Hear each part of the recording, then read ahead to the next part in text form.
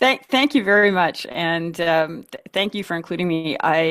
NICE does such great work. Thank you, Dr. Jaiswal, for bringing us all together in a way that only you can. I'm currently in Washington, D.C. So the big question I think for the future of the Indo-Pacific is what's going to be coming out of this town over the next 4 years. So I'd like to describe the process of if personnel is policy, the process here of putting together policy, because it's really like something nobody has ever seen. I've spoken to many old hands, old Washington hands who've been through other transitions, and they're also saying that they've never seen anything like this. And so it might be worth just spending a little bit of time trying to understand as much as we can about what's going on. The United system is unusual, especially for those of us from parliamentary systems, because when a new president comes in, there is this large-scale change of personnel, even between terms of the same president. So you might have a president who's in for 2 terms, but changes Secretary of State, for example, for their second term, and that Secretary of State might change several members of their senior team. There are thousands of these political appointment jobs, and part of the structure of Washington is that there are these politically aligned think tanks where, when your administration is out of power, you go and sit in those think tanks working on developing policies if your guy or gal ever comes back into power. But if your person does come back into power, you can come out of those think tanks and into the administrations. The famous or infamous Project 2025 was sort of an attempt to, not unusual attempt to get ahead of the game by a think tank in that case. Heritage, it was not President Trump's policies, even though there's crossover between some of the people that have been appointed and some of the people that worked on Project 2025. So how does it work? How do these personnel get selected? The big names, the big ticket names, Secretary of State, Secretary of Defense, those sorts of people go obviously straight through President Trump. There will be interviews. The transition, normally, this is another thing that's very unusual, is normally when there's a transition, there is a U.S. government physical building that the transition team could move into while they're going through this process. And the FBI does background checks. There are these so-called landing teams where the incoming administration goes into the office of the outgoing administration so they can learn what's going on, what the open files are, get briefed, that sort of thing. In this case, so far, the President Trump transition has been largely run out of Palm Beach or Mar-a-Lago down in Florida, and in many cases has not gone through these FBI background checks, in part because of the experience that President Trump had with the FBI during his last administration.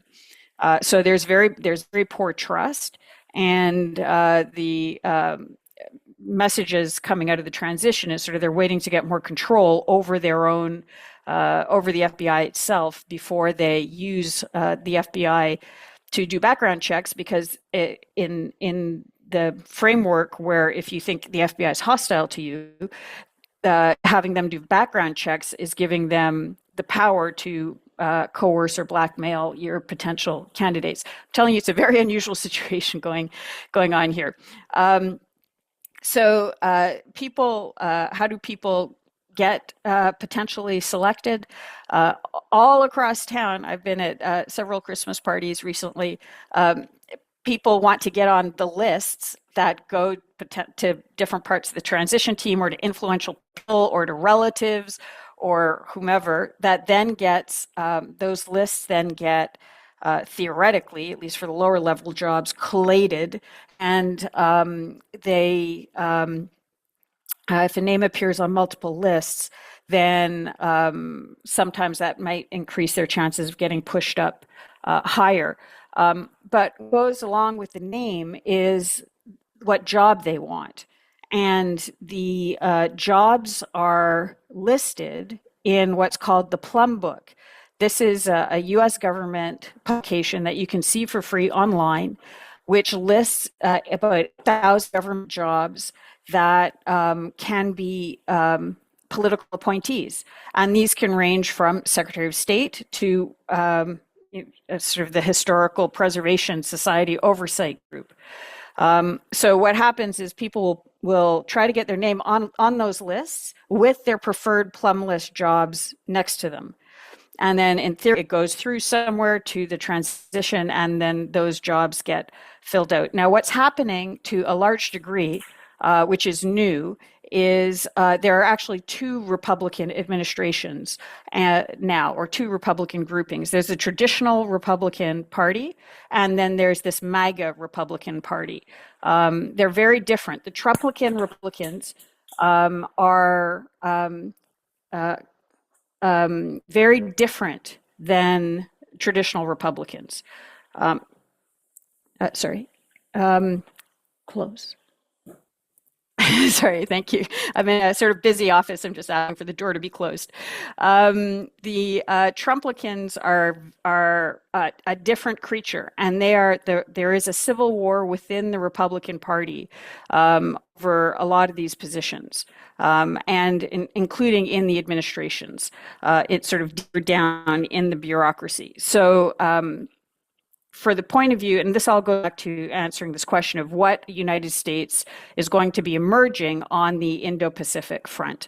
And I think what we're seeing so far, if these picks get through the Republican Senate, which has much more traditional Republicans in them, although those traditional Republicans are being effectively threatened by MAGA world to be primaried if they give a problem for the confirmations on things like Secretary of State and Secretary of Defense, is you'll see a much more MAGA type administration coming in. What does that mean for India? Well, if you take a look at those tendencies in the first Trump administration, that was when PACOM, for example, became Indo-PACOM. This is a very Indo-Pacific friendly Trump administration the first time around. This was when there was a strong personal relationship between Prime Minister Modi, Prime Minister Abe, Scott Morrison, Prime Minister Scott Morrison, and Trump, which led in part to the resurrection of the Quad. There was a signing of a whole bunch of defense agreements with India. The first Trump administration was very good for the Indo-Pacific, and the indications that we're getting out of the second Trump administration are a similar, very different approach than the Biden administration disconnect. And for those of you who aren't following this, one big indication was the tweet that President Trump sent out on October 31st about what's happening in Bangladesh. And I'm just gonna read it out quickly because it gives a sense of perhaps the direction that Trump 2.0 is heading in. So he tweeted on October 31st, so before the election, I strongly condemn the barbaric violence against Hindus, Christians, and other minorities who are getting attacked and looted by mobs in Bangladesh, which remains in total chaos. It would never have happened on my watch. We will also protect Hindu Americans against the anti-religious agenda of the radical left. We will fight for your freedom. Under my administration, we will also strengthen the great partnership with India and my good friend, Prime Minister Modi. So this is a very different sort of approach to the region than we saw or we're seeing under the Biden administration.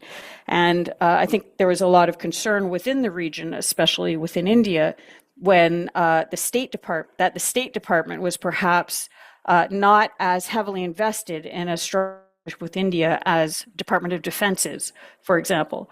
And if the past prologue and if this transition continues down the road it is, which means that it would become even more MAGA, and these sort of tweets continue to come out of President Trump himself, I think you'll see a very strong commitment, actually, to a free and open Indo-Pacific that is much more focused on some of the countries in the region, like India, Japan, to a degree Australia, but the region as it is itself.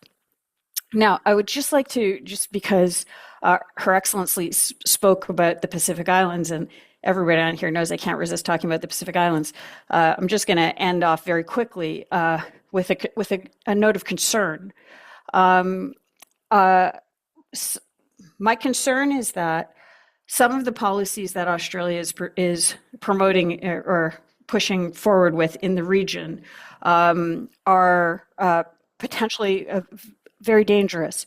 And specifically, the Australia Tuvalu Agreement, which was mentioned, and the Australia Nauru Agreement, which was also mentioned, which result in some abrogation of sovereignty from the islands toward Australia, were both government to government agreements.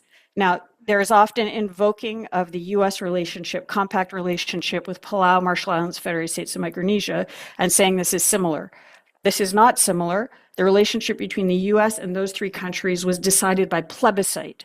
The locals of those countries made the decision through referenda and public debate to agree to those to that arrangement.